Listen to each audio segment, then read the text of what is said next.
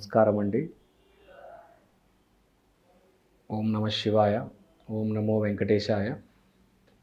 మిథున రాశి మార్చి నెల రాశి ఫలితాలు చూద్దాం. మిథున రాశి వారికి మార్చి నెలలో చాలా ఇంపార్టెంట్ చేంజెస్ వస్తాయి. ఎస్పెషలీ హెల్త్ పరంగా వీళ్ళు చాలా జాగ్రత్తగా ఉండాలి. ఎందుకు చెప్తున్నానంటే ఏది పడితే అది తినడం సరికాదు.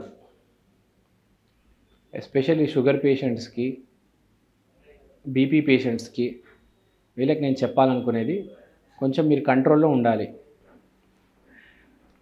షుగర్ పేషెంట్స్ అనేవాళ్ళు ఇప్పుడు మేము ట్యాబ్లెట్ వేసుకుంటున్నాము, ఏది పడితే అది తింటామంటే కుదరదండి.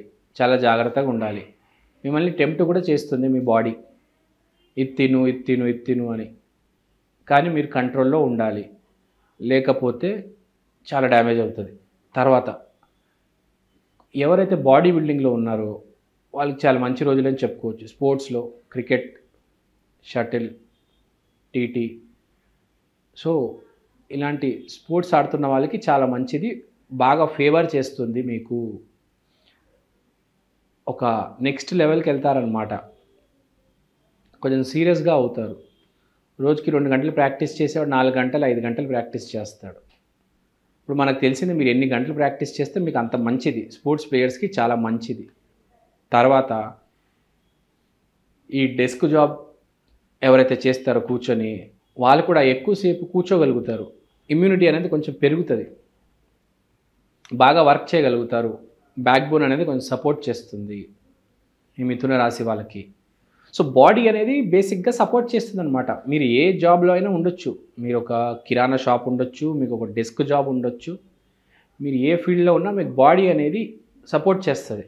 కానీ ఆల్రెడీ బాడీ డ్యామేజ్ ఎవరికైతే ఉందో షుగర్ బీపీ వచ్చి వాళ్ళు మాత్రం జాగ్రత్తగా ఉండాలి. ఉన్న బాడీని నాశనం చేసుకోవద్దు.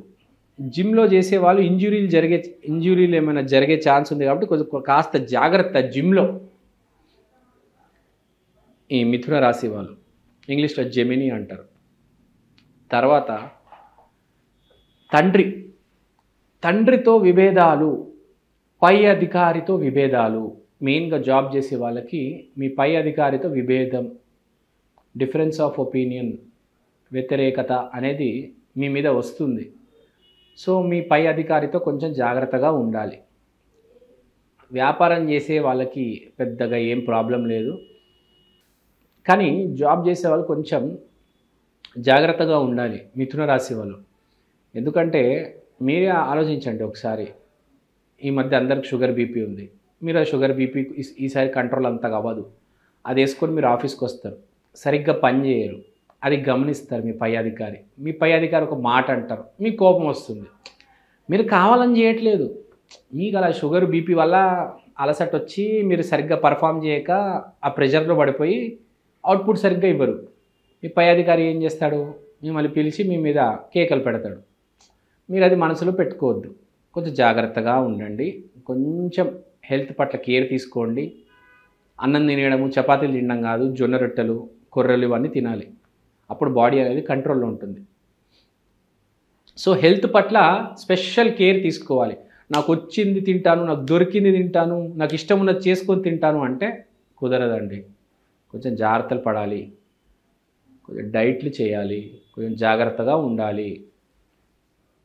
ఇది చాలా ఇంపార్టెంట్. ఒక్కొక్క మనిషికి ఒక్కొక్క రకంగా ఉంటుంది.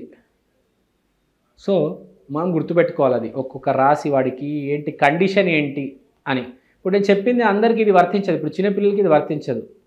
కరెక్ట్ ఏజ్లో 35+ వాళ్ళకి షుగర్ బీపీ ఉంటుంది కాబట్టి వాళ్ళకి వర్తిస్తాయి. అన్ని పాయింట్స్ అందరికీ వర్తించవు, జనరలైజ్డ్గా ఉంటుంది రాశిఫలాలని. సో ఎవరికి ఏ పాయింట్ కనెక్ట్ అవుతుందో వాళ్ళు మాత్రం అది ఫాలో అవ్వాలి. ప్రతిదీ ఫాలో అవ్వాల్సిన అవసరం లేదు. అర్థం చేసుకోవాలి, బేసిక్ కామన్ సెన్స్ అంటే మీకు అర్థమవుతుంది.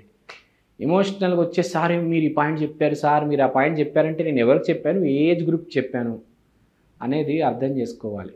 తర్వాత ఇంపార్టెంట్ పాయింట్ మాట్లాడదాం ఇప్పుడు. ప్రేమ వ్యవహారాలు ఎలా ఉంటాయి? ప్రేమ వ్యవహారాలు ఎలా ఉంటాయంటే మీకు బిజినెస్, ఏంటి బిజినెస్ అంటున్నాను, ప్రేమ వ్యవహారాలు అంటున్నాను అని మీకు డౌట్ వస్తుంది. అంటే ఏం లేదు, మీ పట్ల ఈసారి మీ ముందుకు ఎవరైనా వచ్చారంటే వాళ్ళు 99% మనసులో ప్రేమ కాదు, వాళ్ళకి లోపల ఏదో ఆలోచన ఉంటుంది. అవసరాలు ఉంటాయి మనిషికి, ఒక ఆడమ్మాయి అన్న అవసరాలు ఉంటాయి, పురుషుడికి కూడా అవసరాలు ఉంటాయి. ఏదో మనసులో లోతులో ఏదో కోరిక ఉంటుంది, దానికోసం మీ దగ్గరకు వస్తారు. వాడికి మీ దగ్గర నుంచి ఏం కావాలో, మీ కార్ కావాలేమో, మీరు మొబైల్ ఫోన్ కొనిస్తారేమో, మీరు రెంట్ కడతారేమో, లేకపోతే జస్ట్ మీతో టైంపాస్, సీరియస్ ఏం లేదు, జస్ట్ టైంపాస్ చేయడానికి వస్తున్నారు, లేకపోతే ఏదో అవసరం కోసం వస్తున్నారు. సో ఇది గుర్తుపెట్టుకోవాలి. అంత ఈజీగా మీరు ఈ మధ్య అబ్బాయిలు ఏంటంటే అమ్మాయి కనిపిస్తే చాలు లోతుల్లోకి నేను ప్రేమించేస్తున్నాను, ఆమె లేకపోతే నేను బతకలేను, చేగోసుకొని చచ్చిపోతాను, ఊరేసుకుంటాను అనుకుంటున్నారు. అక్కడ ఏం ఉండదు. అమ్మాయిలు కూడా అలానే తయారయ్యారు. వాళ్ళు లేకపోతే నేను బతకలేను. ఈ మధ్య టీవీలో కూడా చూశాను నేను, ఆ అమ్మాయిలు కూడా సూసైడ్ చేసుకుంటున్నారంట. ఏందో వింతకాలం నడుస్తుంది కలియుగంలో, ఏమేమి జరుగుతుంది. ఆ అమ్మాయి ఎవరు చూశాను, పైలట్ అంట సూసైడ్ చేసుకొని చచ్చిపోయిందంట. చూస్తే ఆ బ్యాంక్ అకౌంట్లో మొత్తం డబ్బులన్నీ వాడికి ప్రతి నెల పంపించేదంట, 65,000 పంపించేదంట వాడికి. ఏందో ఈ మధ్య అసలు జనాలు మైండ్ పనిచేయట్లేదండి చాలామందికి. చాలా ఎమోషనల్గా ఉంటున్నారు, చాలా ప్రాక్టికల్గా ఉండాలి. సో చాలా జాగ్రత్తగా ఉండాలి. ఎస్పెషల్లీ అమ్మాయిలు ఈ మిథున రాశిలో ఉండేవాళ్ళు కొంచెం జాగ్రత్తగా అండి. మీ కెరీర్ మీరు చూసుకోండి, కానీ నెల నెల వాడు డబ్బులు పంపించడం ఏందో నాకు అర్థం కావట్లేదు. ఇండిపెండెంట్ ఉండాలి, అబ్బాయి అయినా అమ్మాయి అయినా.